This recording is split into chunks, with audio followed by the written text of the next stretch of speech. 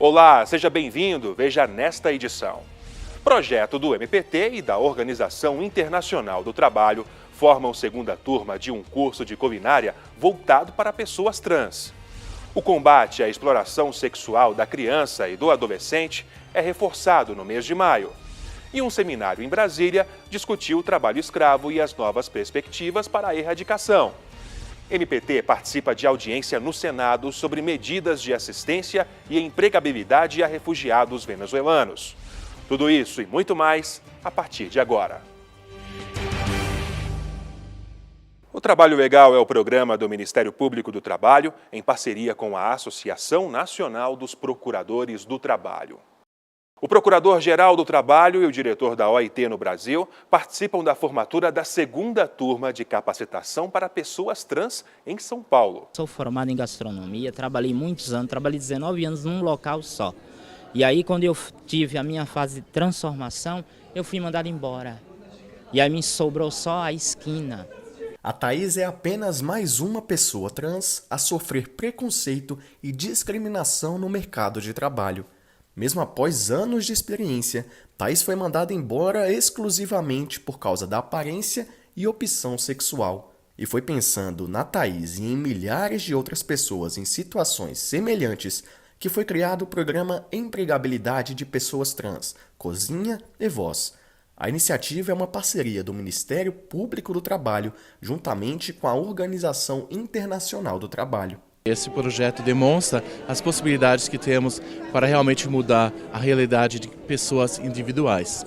Não somente fazendo projetos que sejam para a população em geral, mas realmente tentando ir onde estão as pessoas mais vulneráveis, onde as pessoas estão que realmente precisam de apoio. O projeto promove capacitações de assistente de cozinha para essas pessoas que vivem em situações de vulnerabilidade. Elas aprendem as técnicas básicas de cozinha com uma das mais premiadas chefes do Brasil. Paola Carosella é uma das coordenadoras do curso. O aprendizado é gigante, é cada vez mais contato com a realidade brasileira, cada vez mais contato com a necessidade de ser e fazer tudo aquilo que se falou hoje, de respeitar diversidades, de abraçar-nos a todos os que somos nas nossas diferenças, de parar de separar, afastar, discriminar. Como a Elisa Lucinda falou, nem economicamente é viável.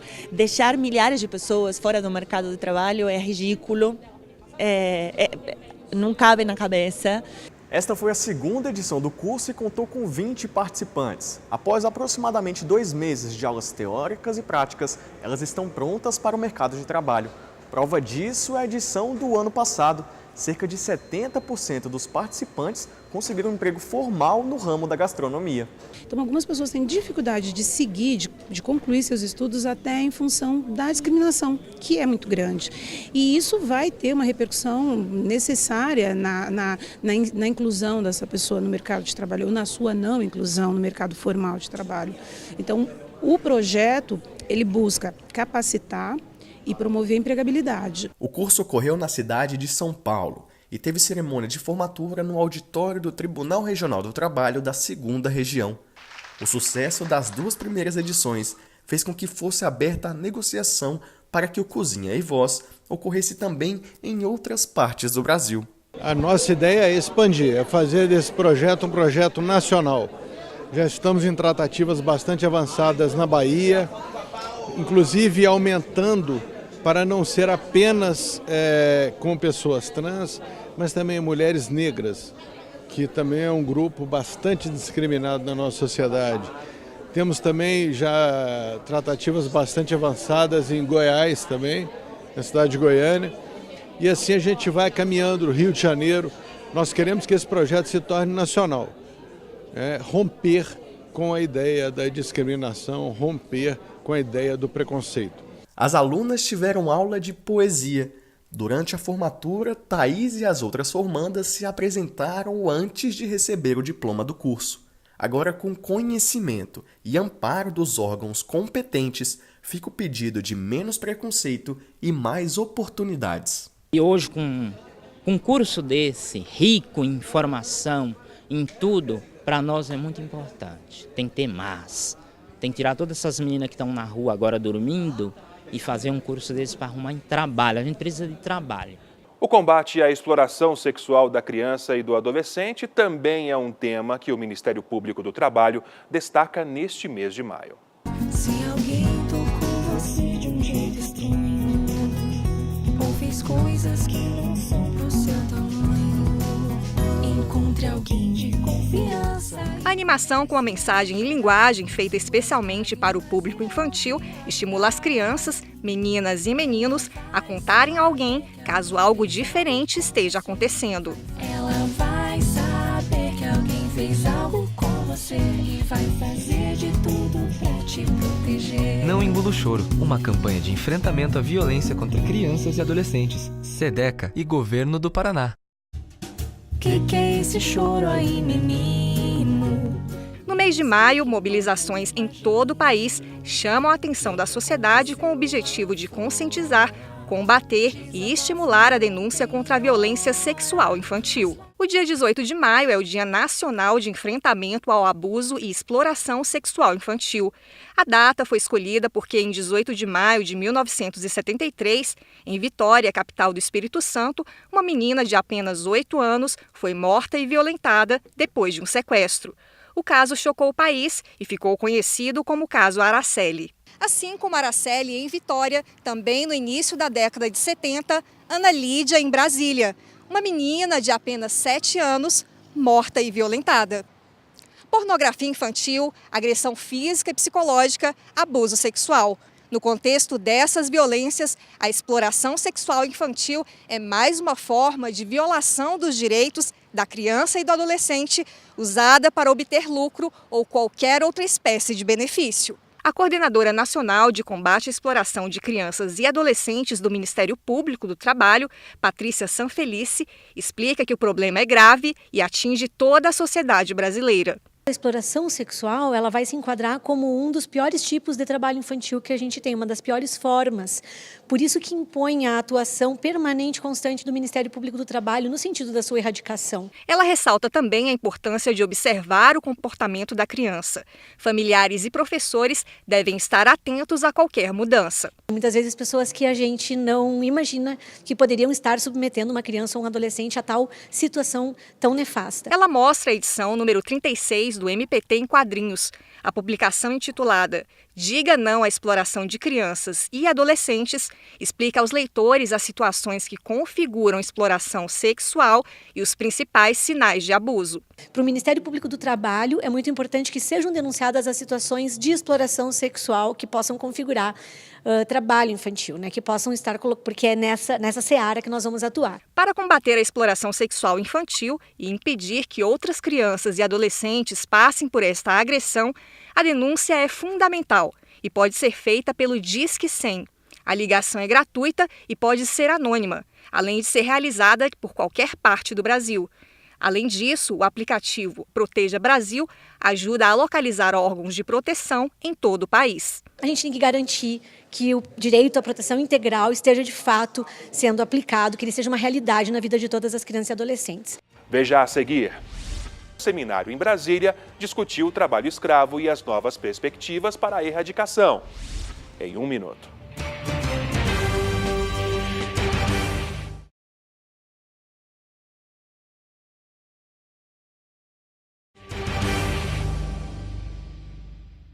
O MPT realizou um seminário que discutiu o trabalho escravo e as novas perspectivas para a erradicação dele. O tema do debate foi trabalho escravo, novas perspectivas para a erradicação. Foram discutidas questões como igualdade racial na atualidade e a situação dos imigrantes, grandes alvos do trabalho escravo. A coordenadora nacional de erradicação do trabalho escravo, Catarina Van Zuben, fala sobre o seminário. O objetivo desse evento hoje é trazer a reflexão do que foi realmente a abolição da escravidão. Se nesses 130 anos algo realmente mudou, que algo efetivo realmente ocorreu em favor de quem foi liberto. Porque o que se tem é que não houve uma política de Estado a respeito de inserção dos escravos libertos. O Brasil vivenciou séculos de escravização. Apesar da Lei Áurea, que completa 130 anos, o país ainda enfrenta atualmente o trabalho escravo, que coloca em situação degradante milhares de trabalhadores. A coordenadora da CONAET fala sobre a atuação do MPT para mudar esse cenário. A CONAET ela tem diversas ações pelo país inteiro voltada à erradicação do trabalho escravo. Nós participamos das forças-tarefas de resgate a esses trabalhadores, não só no campo, mas também nos grandes centros. Nós temos grupos de trabalho específicos a respeito de certas áreas mais problemáticas e nós temos uma preocupação muito grande a respeito da reinserção social do escravo liberto. Porque o que nós encontramos no dia a dia é pessoas que constante revitimização.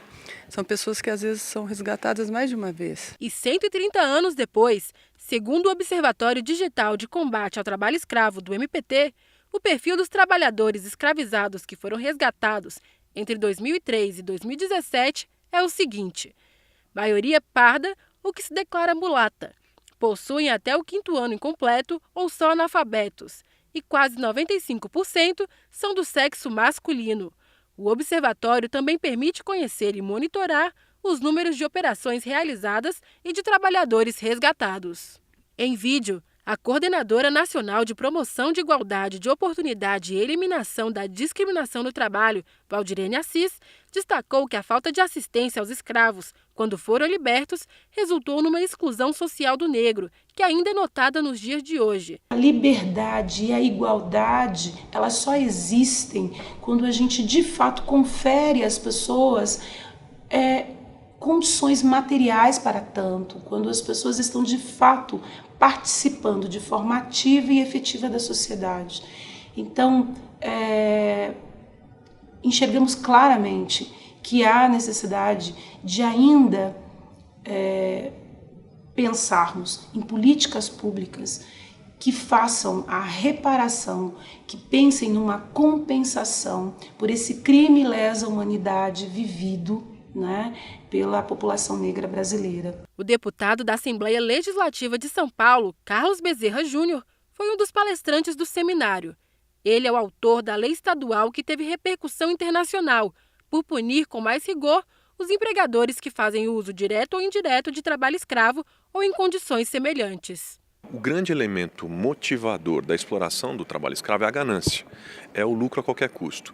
E quando você tem uma lei que impõe a cessação do lucro, ou seja, que faz com que os estabelecimentos que forem flagrados explorando o trabalho escravo diretamente ou indiretamente na sua cadeia produtiva tenham cessado o seu registro do ICMS e o negócio fechado, quando isso acontece, o fato é que você, ao cessar o lucro, você vai ao cerne da questão. O professor da Universidade Estadual de Campinas destaca que os migrantes também podem se tornar alvos do trabalho escravo.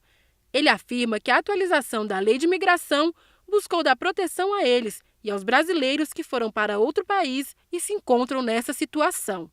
Com isso, os imigrantes e os emigrantes, vítimas do trabalho escravo, ganharam mais liberdade para denunciar seus empregadores. Esse é um tema a ser combatido constantemente, A gente precisa ficar atento, porque há sempre uma sensação de que ele pode ter terminado e, na verdade, ele está muito mais próximo do que a gente imagina.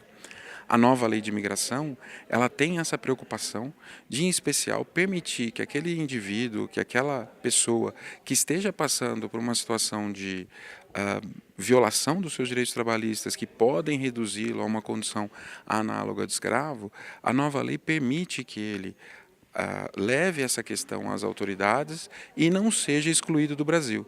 Então, há a possibilidade de ele conseguir autorização de permanência no país, se for identificado que ele está numa situação análoga de escravo ou numa situação degradante de trabalho. O evento contou com a presença de membros e servidores do MPT, alunos do Instituto Federal de Brasília, o IFB, e dos integrantes do coral Casa Azul, que realizaram uma apresentação musical e que você confere agora.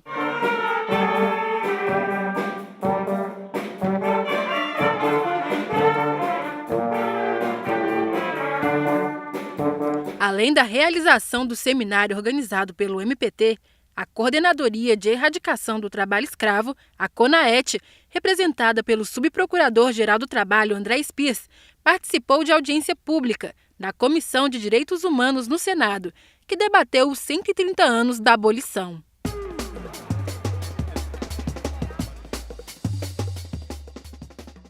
A contribuição sindical não é mais obrigatória. Se a Assembleia da minha categoria decidir contribuir, posso ter o valor descontado mesmo não sendo sindicalizado? Essa é uma questão muito importante.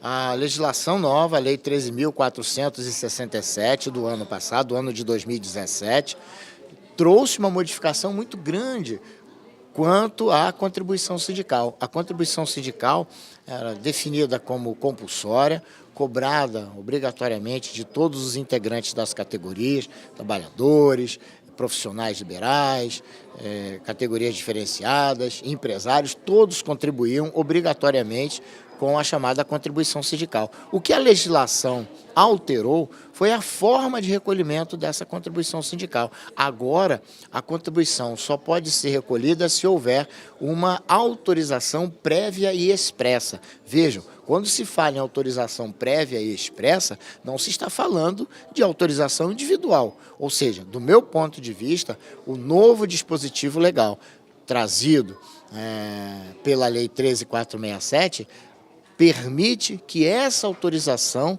seja conseguida em uma Assembleia Geral. Ora, nada mais justo. Se o sindicato continua representando toda a categoria, e isso é verdade, até mesmo porque uma lei ordinária não poderia alterar a Constituição da República, é justo que toda a categoria contribua para que esse sindicato continue funcionando, continue defendendo a categoria, continue buscando mais e melhores condições de vida e de trabalho. Então, acredito que se uma Assembleia Geral daquela categoria for convocada para discutir sobre a contribuição sindical e, ao final, esta Assembleia decidir pela cobrança da contribuição sindical, os trabalhadores que pertencem àquela categoria devem contribuir sim, porque só isso vai fazer com que o sindicato seja fortalecido e continue atuando em benefício desta mesma categoria.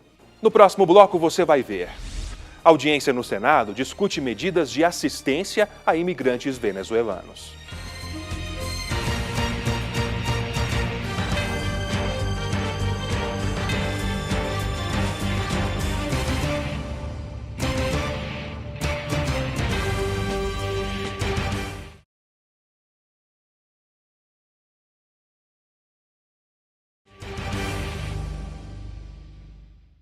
Com o aumento no fluxo migratório de venezuelanos para o Brasil, o MPT participou de audiência pública sobre o assunto. Foram discutidas medidas de assistência emergencial, entre elas a empregabilidade para os refugiados no país. Os migrantes deverão ser acolhidos e os direitos trabalhistas deverão ser estendidos em igualdade de condições e a documentação para o trabalho é, sim, medida obrigatória para o governo brasileiro e deve ser realizada de imediato. A certeza de um salário, carteira de trabalho assinada e documentos pessoais. Pedirei carteira do trabalho, o CPF, identidade. Esse imigrante venezuelano está em Brasília há pouco mais de um mês, trabalhando como atendente neste restaurante da capital. Ele deixou mulher e 3 filhos pequenos. O imigrante conta que lá o salário que recebia não pagava nem as próprias passagens de ônibus para ir trabalhar. Porque lá não tinha como eu manter minha família, o salário que eu ganhava lá não prestava para eu alimentar eles. Assim como Ítalo, uma esperança no Brasil motiva centenas de venezuelanos que atravessam a fronteira todos os dias no norte do país, em Roraima. Trabalhar para poder manter minha família, para que eles comam bom e não passe fome lá. Eles precisam leite, eles precisam alimentação, é que é o mais importante, porque se é roupa, essa coisa, lá passou a segundo plano, porque o importante é alimentar, né? Depois de emitir um documento chamado de nota técnica ao governo federal para avaliar a estratégia política adotada, o Ministério Público do Trabalho se reuniu em audiência pública no Senado Federal em Brasília, juntamente com o representante da ONU no Brasil. A procuradora do Trabalho, Cristiane Sbalqueiro, destacou em sua fala os pontos que a União estabelece para assegurar o direito do trabalhador estrangeiro. Instituir e coordenar o mecanismo de diálogo permanente com o Sistema Nacional de Emprego, incluindo especialmente estados e municípios que atuem diretamente no setor de busca de vagas de emprego, para acompanhamento da empregabilidade da população de pessoas migrantes. No entanto, ao discutir o texto da política de acolhimento, o MPT apontou críticas ao conteúdo dos direitos trabalhistas básicos não contemplados pela medida provisória. Nós não temos na medida provisória sequer a menção à palavra trabalho, à palavra emprego. Nós temos uma definição de proteção social que é muito limitada. A Comissão Mista da Medida Provisória 820 de 2018 prepara e analisa as medidas que devem ser adotadas na assistência emergencial para os refugiados.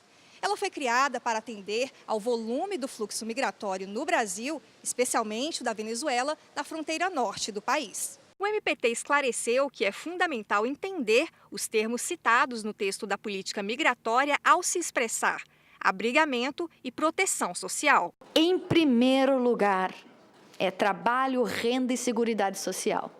Os grandes ausentes de nossa política de acolhimento humanitário. Além disso, o reconhecimento de que todo fluxo migratório tem como principal objetivo a inserção do imigrante no mercado de trabalho, o MPT alerta que o país não pode se omitir a essa demanda com pessoas em total estado de vulnerabilidade. E isso desafia o país, como no caso o Brasil, que está recebendo esse fluxo, a ter uma política de acolhimento que impeça que a pessoa que vem aqui buscando uma oportunidade acabe sendo vítima de tráfico de pessoas. Cerca de 600 venezuelanos atravessam diariamente a fronteira pela pequena cidade de Pacaraima, em Roraima.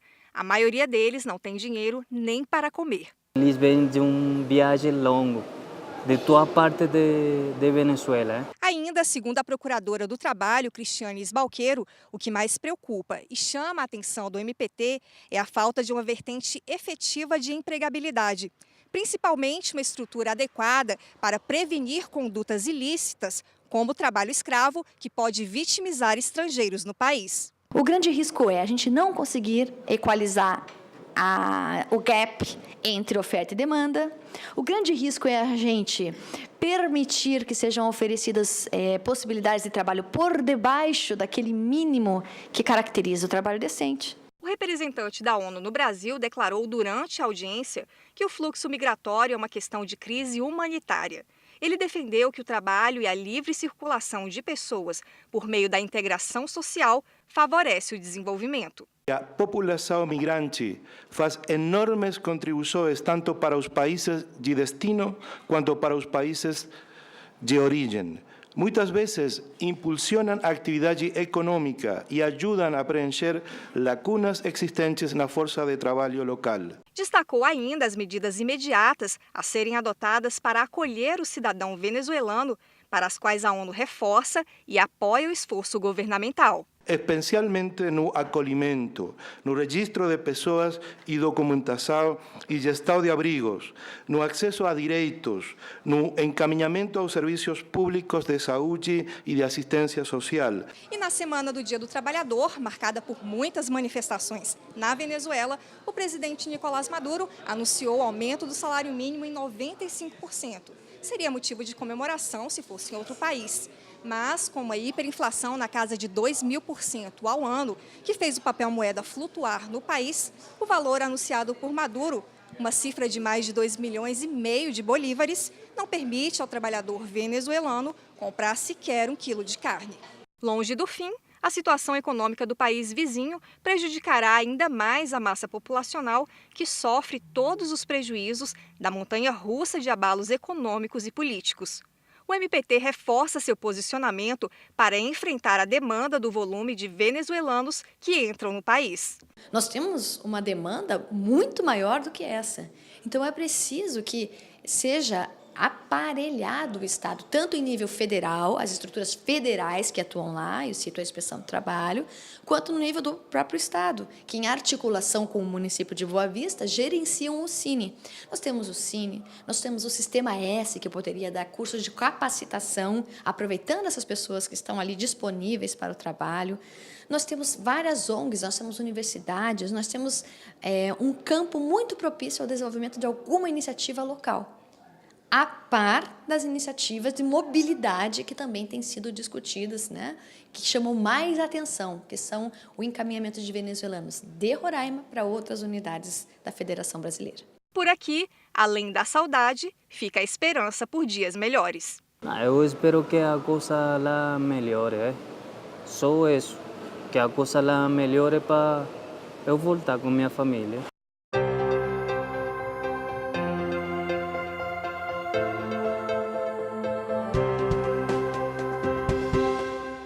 Olá! Hoje, no MPT Indica, você vai conhecer a obra do analista da Procuradoria-Geral do Trabalho, Alexandre Gomes. No livro Docência Online Corporativa, ele fala sobre o ensino à distância no ambiente corporativo, com foco na administração pública. Esse livro, como ele veio de um curso, ele é muito didático, né? Ele faz uma revisão conceitual do que é educação, depois ele trata de educação à distância, para ficar bem separado, que seria uma sub-área da educação, né? E depois ele aborda a educação corporativa.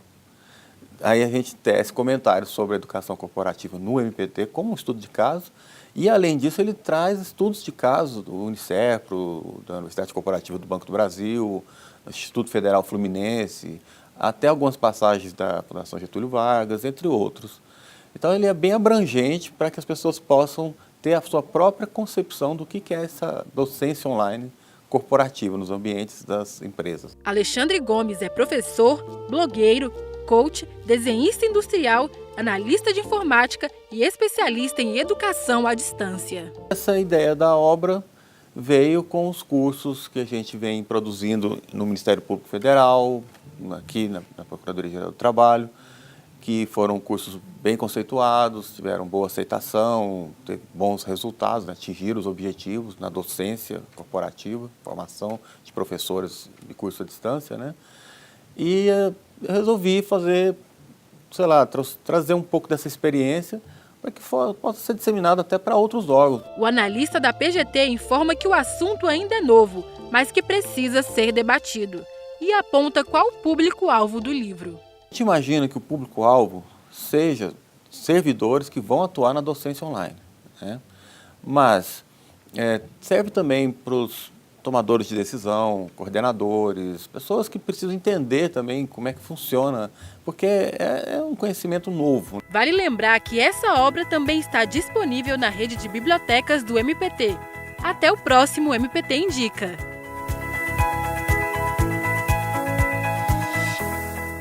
Antes de encerrar, lembro que a sua contribuição é muito importante para a gente. Por isso, sugestões de reportagens podem ser enviadas para trabalholegal.pautas@gmail.com. Outras ações do Ministério Público do Trabalho você encontra em www.mpt.mp.br e também em nossas redes sociais.